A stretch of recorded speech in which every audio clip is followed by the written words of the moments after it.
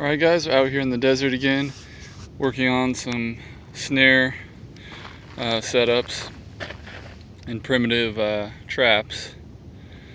So right here is our anchor, and this is for a figure 4 trigger deadfall snare.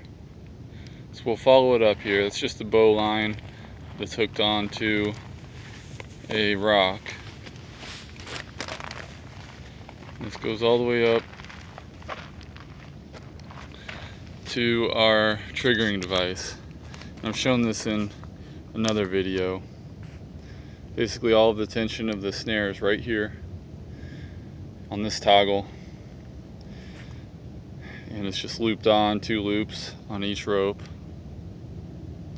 And then you've got a pin here, and that pin is just resting on the lip of this notch, and it's got some bank line tied to it which goes down there to the snare. And there's a little junction up here where that's tied on. So when that snare gets pulled, it's going to yank that bank line, which is going to pull the pin out. It's going to release that toggle, and these 2 pieces of rope are going to separate. And then that goes up here to our rock in the tree, which is hard to see. Look at that in a moment. That rock is suspended by the bank line using a limb as a pulley. The only thing left about this is on this toggle, just a light amount of pressure and friction holding it in right there. That knot isn't tied to the toggle or anything, that's just the knot from the loop. So it's got I smoothed it off there, so it's just barely resting on that. So that thing will pop right out of there when any amount of pressure is pulled on that line. So there's our snare down there. We're going to walk around.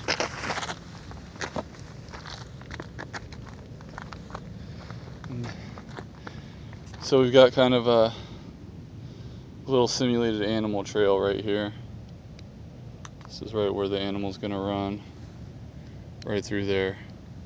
And the snare is up here at about coyote neck height. You could do this for rabbits or something else, but this is just kind of to simulate a coyote trap since we are in the desert. So go back up. Now this is bank line here. I would actually use paracord all the way, but this is just for demonstration purposes. So up here's our rock. Now one thing to look at is this piece of plastic.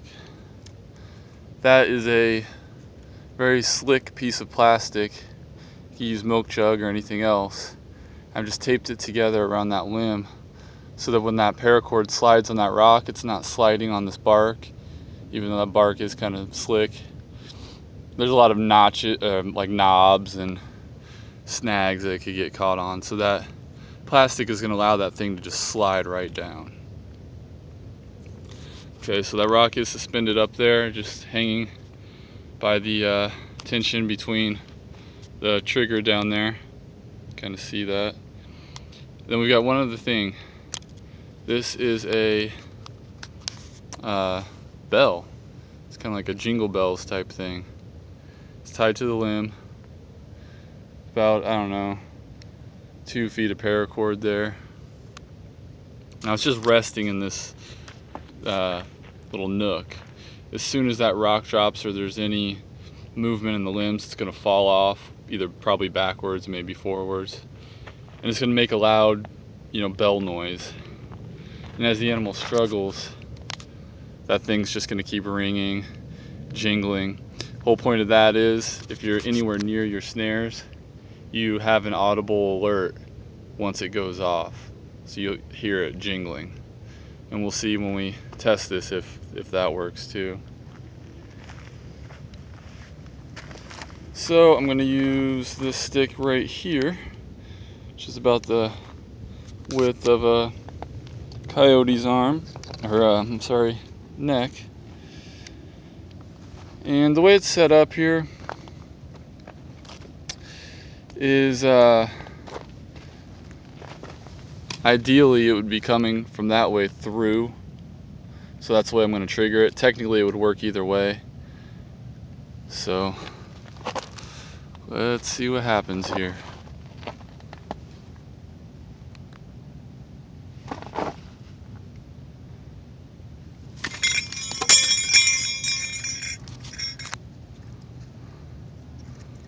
So there you have it. Now let's kind of do a post-mortem. So our rock is only about 5 pounds. Doesn't weigh more than the stick. That's a heavy green stick. So if I was doing a coyote, I would take one of these giant boulders out there from the Martian landscape and hoist that up on that limb. And then it would do more than just catch it around the neck. It would hoist it all the way up, kind of like this.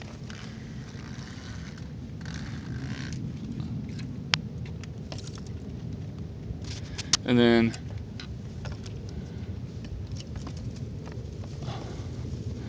I guess that jingle bell didn't work too well, other than the initial noise that it made when it fell. But that might be all you'd need. I think if it was set up, maybe if I probably should have tied it to the end of one of the limbs where it would get a little more vibration. So I'll know to do that next time, but it still worked. It still made an audible noise. See our pin laying on the ground. Our rope flew back that way. Where's our toggle at? I don't know where our toggle is. It's MIA. That's why you probably want to tie those up with little pieces of bank line, just so it keeps the trap together. Yeah, that's pretty much it. Again, I'm using like paracord and bank line instead of wire snare, just for the testing purposes. This isn't a real setup that I'm going to be using here, but it's something that could be done if you had to in real life. So that is pretty much it. You can see the plastic, how I made that up there. It actually ended up falling off, but when the rock first fell, it did slide off there. So it does help.